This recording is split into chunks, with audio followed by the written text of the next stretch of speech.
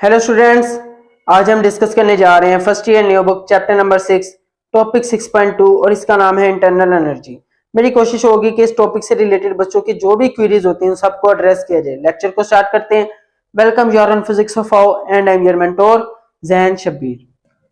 Topic का नाम है इंटरनल एनर्जी। देखो, इंटरनल एनर्जी को यू के सिंबल के साथ रिप्रेजेंट किया जाता है। इसकी डेफिनेशन क्या है? Sum of all types of energy associated with the molecules of a substance की मेरे पास कोई भी सब्सटेंस है, मान के चलो ये गैस है, इसके मॉलिक्यूल्स के पास जितनी भी टाइप्स ऑफ एनर्जीज हैं, ये मॉलिक्यूल्स हैं, इनके पास जितनी भी टाइप्स ऑफ एनर्जीज हैं, उन सारी एनर्जीज के सम को बोला जाता है इंटरनल एनर्जी। फॉर एग्जांपल, ये मॉलिक्यूल है, ये मूव कर रहा है, इसके पास काइनेटिक एनर्जी है, दो मॉलिक्यूल्स की आपस में बॉन्डिंग है, बॉन्डिंग की वजह से पोटेंशियल एनर्जी है। तो ये जो सम है kinetic energy plus potential energy और जितनी भी टाइप्स ऑफ एनर्जीज हैं, उन सब के सम को बोला जाता है internal energy of a substance. ठीक है, इसकी डेफिनेशन क्या है? Sum of all types of energies associated with the molecules of a substance. और ऑल टाइप्स ऑफ एनर्जी से मेरे पास पार्टिकुलरली मुराद है पोटेंशियल एनर्जी और काइनेटिक एनर्जी। तो ये जो सम है ऑल टाइप्स ऑफ एनर्जी का, इसी को बोला जाता है internal energy. Hope so definition clear हो। तो यहाँ पे मैं इंटरनल एनर्जी यानी यू को लिख सकता हूँ potential energy plus kinetic energy.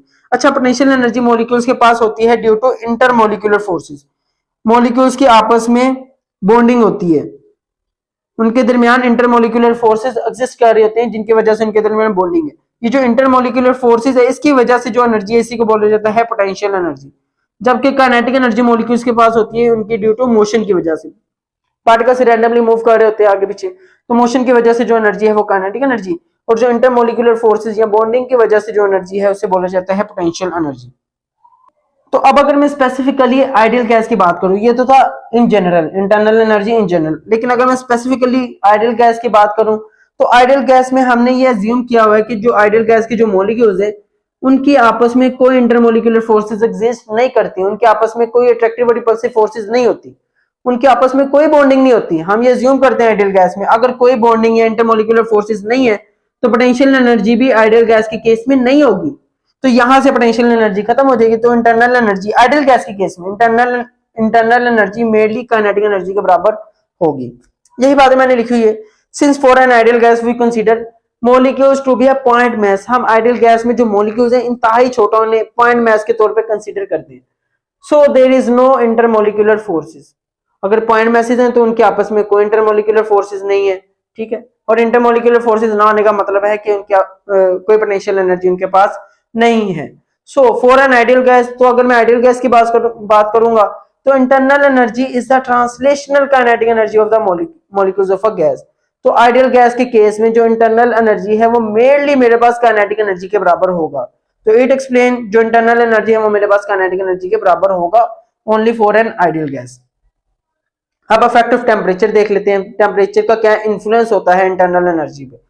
तो देखो, यहाँ पे जो टेम्परेचर है उसे हम डिफाइन कैसे करते हैं। सबसे पहले तो डेफिनेशन है the temperature of a system. किसी भी सिस्टम को जो टेम्परेचर है उसे हम डिफाइन करते हैं। क्या आता है टेम्परेचर की डेफिनेशन? एक तो तुम लोगों ने लोअर क्लासेस में जो टेम्परेचर की डेफिनेशन पढ़ी हुई है, degree of hotness and coldness of a body. एक बॉडी जितनी ज्यादा हॉट है या कोल्ड है वो उसका टेम्परेचर है। लेकिन साइंटिफिकली या मॉलिक्यूलर लेवल पे या काइनेटिक थ्योरी ऑफ गैसेस में जो टेम्परेचर की डेफिनेशन है वो है average kinetic energy of the molecules of a system. Molecules of a system के पास जितनी एवरेज काइनेटिक एनर्जी है वो मेरे पास बताता है उसका टेम्परेचर। मतलब मॉलिक्यूल्स मेरे पास जितनी ज्यादा स्पीड से मूव करेंगे उतनी ज्यादा काइनेटिक एनर्जी, और जितनी ज्यादा काइनेटिक एनर्जी उतना ज्यादा टेम्परेचर। देखो, जो थर्मोमीटर होता है वो टेम्परेचर को मेजर कैसे करता है? जो मर्करी थर्मोमीटर है, जब मैं यहाँ पे डिप करता हूँ, ठीक है, तो वो मेजर कैसे करता है टेम्परेचर? बेसिकली होते हैं कि मॉलिक्यूल्स आते हैं थर्मोमीटर के साथ स्ट्राइक करते हैं, और जितनी ज्यादा काइनेटिक एनर्जी के साथ आकर स्ट्राइक करेंगे उतना ज्यादा यहाँ पे मर्करी का लेवल या पारा राइज करेगा, और वो तुम लोगों को टेम्परेचर इंडिकेट करता है। तो टेम्परेचर बेसिकली क्या है, बताता क्या है? Average kinetic energy of the molecules of a substance. जितनी ज्यादा एवरेज काइनेटिक एनर्जी होगी मॉलिक्यूल्स के पास, जितनी ज्यादा काइनेटिक एनर्जी उतना ज्यादा उसका टेम्परेचर। वैसे भी तुम लोग इंट्यूटिवली देख सकते हो, जब तुम लोग किसी बॉडी को हीट अप करते हो तो होता क्या, मॉलिक्यूल्स उसमें जो मॉलिक्यूल्स होते हैं वो रिगरसली वाइब्रेट करने लग पड़ते हैं, बहुत ज्यादा एक्सटेंसिवली वाइब्रेट करने लग पड़ते हैं। मतलब उनकी काइनेटिक एनर्जी बढ़ जाती है। टेम्परेचर और काइनेटिक एनर्जी का कहीं ना कहीं इफेक्ट मौजूद है। तो इसी बेसिस पे हम टेम्परेचर को डिफाइन करते हैं। जो एवरेज काइनेटिक एनर्जी होती है सिस्टम के मॉलिक्यूल्स के पास, किसी भी सिस्टम के मॉलिक्यूल्स के पास जितनी ज्यादा एवरेज काइनेटिक एनर्जी उतना ज्यादा टेम्परेचर। ठीक है। और इसकी एक ये फॉर्मूला है जो बुक में डिस्कस है, ड्राइव नहीं किया गया, पहले ये ड्राइव किया जाता था पिछली फर्स्ट ईयर में, लेकिन यहाँ पे ड्राइव करके नहीं दिखाया गया, सिंपल यहाँ पे फॉर्मूला डिस्कस कर दिया गया। तो हम भी देखते हैं formula. Now from kinetic theory of gases it is given by, kinetic theory of gases का इस्तेमाल करते हुए हम एक ये फॉर्मूला ड्राइव करते हैं जिसमें जो एवरेज काइनेटिक एनर्जी, ये जो दो लगाए हुए हैं बार एक टाइप के, तो ये बताता है एवरेज काइनेटिक एनर्जी, और ये मेरे पास बराबर है 3/2 kb।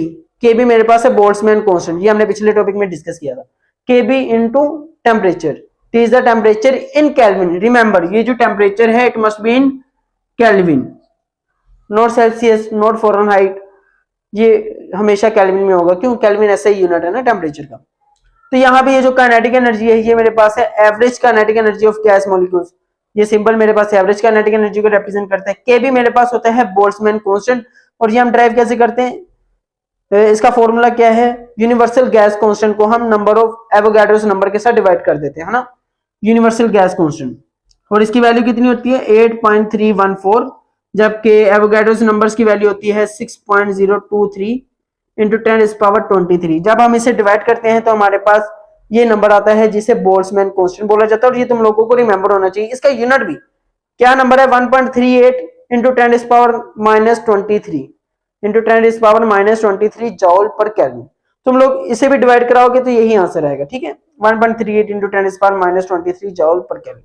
तो यहाँ पे मेरे पास सीधा सीधा फैक्ट है कि जो टेम्परेचर है वो मेरे पास डायरेक्टली प्रोपोर्शनल है काइनेटिक एनर्जी की। टेम्परेचर बढ़ेगा तो काइनेटिक एनर्जी बढ़ेगी, और हमने पिछले केस में क्या देखा है कि काइनेटिक एनर्जी बढ़ेगी तो इंटरनल एनर्जी बढ़ेगी। तो यहाँ से रिजल्ट में भी मैं ये प्रेडिक्ट कर सकता हूँ।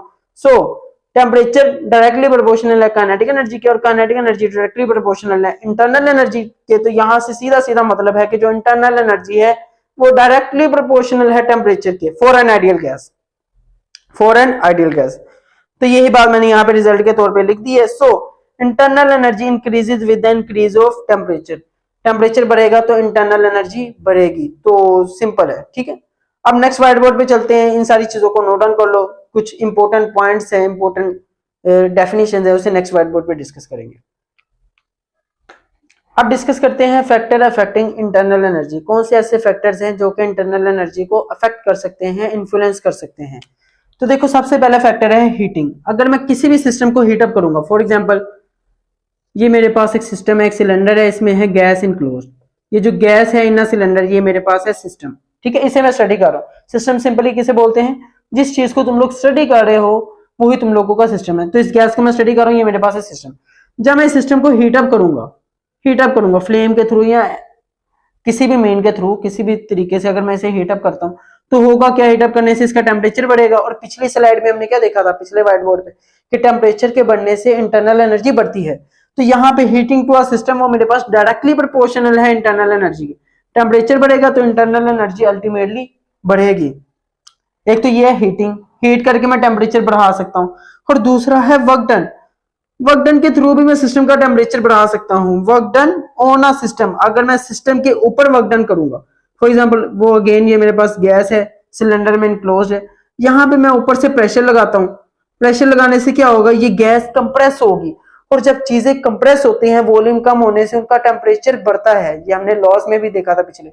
तो टेम्परेचर कंप्रेस करने से क्या होगा, टेम्परेचर बढ़ेगा और अल्टीमेटली इंटरनल एनर्जी बढ़ेगी। तो यहाँ पे भी work done on a system, ये इंपॉर्टेंट हो जाता है, ये मैं बाद में बताऊंगा ऑन अ सिस्टम क्या होता है, बाय अ सिस्टम क्या होता है नेक्स्ट लेक्चर में। तो अगर मैं वर्क डन करूंगा ऑन अ सिस्टम, सिस्टम के ऊपर, तो उससे क्या होगा, इंटरनल एनर्जी बढ़ेगी, ठीक है। तो यहाँ पे एक तो हीटिंग के थ्रू इंटरनल एनर्जी इन्फ्लुएंस होती है, और एक वर्क डन के थ्रू। Work done on a system internal energy बढ़ेगी, heating to a system internal energy बढ़ेगी। अब बात करते हैं स्टेट फंक्शन की। देखो हम सिंपली उन क्वांटिटीज को स्टेट फंक्शन कहते हैं जो कि पाथ पे डिपेंड ना करती हो। मेरे पास एक एग्जांपल है पोटेंशियल एनर्जी। पोटेंशियल एनर्जी जो है वो पाथ पे डिपेंड नहीं करती। हमने ये 4th चैप्टर में भी देखा था, जहां पे हमने डिस्कस किया था work done by a conservative force, ठीक है। तो वहां पे जो पोटेंशियल एनर्जी है हमने देखा था कि पोटेंशियल एनर्जी स्टेट फंक्शन है, ये पाथ पे डिपेंड नहीं करती। सेम ऐसे जो इंटरनल एनर्जी वो भी पाथ पे डिपेंड नहीं करती, सिर्फ और सिर्फ इनिशियल और फाइनल पॉइंट्स पे डिपेंड करती है। मैं एग्जांपल देता हूँ पोटेंशियल एनर्जी के। मान के चलो मैं इस मार्कर को, बोर्ड मार्कर को जमीन से इस पॉइंट पर लेकर आता हूँ, तो इसके पास कुछ ना कुछ पोटेंशियल एनर्जी स्टोर होगी है, जो भी पोटेंशियल एनर्जी है इसमें कुछ ना कुछ स्टोर होगी। अब अगर इस मार्कर को मैं सीधा लाने की बजाय आगे पीछे से राउंड लगवाकर सेम इसी पॉइंट पर लेकर आता हूं, तो क्या इसमें पोटेंशियल एनर्जी ज्यादा स्टोर हुई होगी? मेरा ख्याल है कि उतनी ही पोटेंशियल एनर्जी स्टोर हुई होगी, क्योंकि पोटेंशियल एनर्जी सिंपली क्या आती है, किसी भी पॉइंट पे जो पोटेंशियल एनर्जी है उसकी हाइट कितनी है ग्राउंड से और उसका मास कितना है, तो उसके मास को उसकी हाइट के साथ ग्रेविटेशनल एक्सेलरेशन के साथ मल्टीप्लाई कराओ तो मेरे पास पोटेंशियल एनर्जी आ जाती है।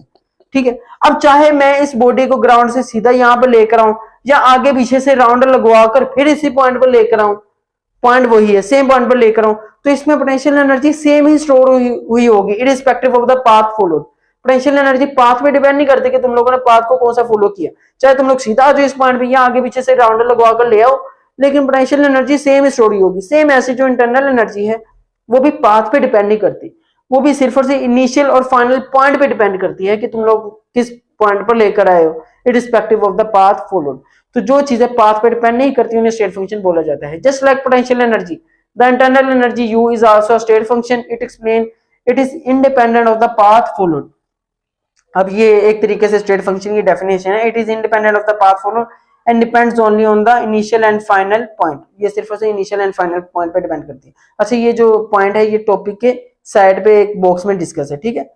अच्छा, चेंज इन इंटरनल एनर्जी, यहाँ पे वो कहता है it is the change in internal energy which matters या विच इज मेजरेबल और इंपॉर्टेंट है, not the absolute internal energy. कहता है कि जो एब्सोल्यूट इंटरनल एनर्जी है ना वो तुम लोग मेजर नहीं कर सकते और वो इंपॉर्टेंट भी नहीं है। इंपॉर्टेंट तुम लोगों के लिए क्या है, change in internal energy. Change in internal energy ये तुम लोगों के लिए अहमियत रखती है, ना कि एब्सोल्यूट इंटरनल एनर्जी के। मैं यहाँ पे एग्जांपल देता हूँ। फॉर एग्जांपल ये मेरे पास है गैस, एक सिलेंडर में इनक्लोज है, इसे मैं हीटअप करता हूँ। तो हीटअप करने से मान के चलो पहले इसका जो इंटरनल एनर्जी है ना इस गैस की, वो इंटरनल एनर्जी है U1। हीट करने से पहले इसकी जो इंटरनल एनर्जी है U1। अच्छा, इस U1 इंटरनल एनर्जी को तुम लोग मेजर नहीं कर सकते। इंटरनल एनर्जी बेसिकली होती है sum of all types of energy. जितनी भी types of energies molecules of gas के पास होती है उन सब का सम इंटरनल एनर्जी होता है। तो क्या तुम लोग सारी टाइप्स ऑफ एनर्जीज को मेजर कर सकते हो? बड़ा ही डिफिकल्ट काम है, लगभग इम्पॉसिबल है ना। तो इंटरनल एनर्जी जो एब्सोल्यूट इंटरनल एनर्जी है कि किसी भी पॉइंट पे जो सिस्टम की इंटरनल एनर्जी है उसे तुम लोग मेजर नहीं कर सकते। तो एब्सोल्यूट इंटरनल एनर्जी इंपॉर्टेंट नहीं है और ना ही तुम लोग इसे मेजर कर सकते हो। तो बहरहाल के मेरे पास इसकी इंटरनल एनर्जी है U1, मैंने वेरिएबल का नाम दे दिया ना, U1 कह रहे, इसे मैंने हीटअप किया। कितना हीटअप किया? लेट्स सपोज मैंने 10 जूल इसे हीटअप किया। हीटअप करने के बाद इसकी इंटरनल एनर्जी चेंज होगी, बढ़ गई होगी, ऑब्वियसली हीटअप करने से इसकी इंटरनल एनर्जी बढ़ गई। अब इसकी इंटरनल एनर्जी होगी U2। अब U2 इंटरनल एनर्जी भी तुम लोग मेजर नहीं कर सकते, ना U1 मेजर कर सकते थे ना U2 मेजर कर सकते थे, लेकिन तुम लोग change in internal energy measure कर सकते हो। चेंज इन इंटरनल एनर्जी क्या है? U2 minus U1। और कितना चेंज आया होगा? पहले इसकी इंटरनल एनर्जी U1 थी, तुम लोगों ने 10 जूल की इंटरनल 10 जूल इसे हीटअप किया। हीटअप करने के बाद इसकी इंटरनल एनर्जी होगी U2। तुम लोग डायरेक्टली एब्सोल्यूट वैल्यूज तो नहीं मेजर कर सकते, लेकिन तुम लोग बता सकते हो कि चेंज कितना आया होगा। कितना आया होगा? जितना तुम लोगों ने हीटअप किया उतना ही चेंज आया होगा। तो तुम लोगों ने 10 जूल इसमें हीटअप किए, 10 जूल की इसमें एनर्जी एडअप की है, तो इसमें जो चेंज इन इंटरनल एनर्जी हुई होगी वो भी 10 जूल ही की हुई होगी।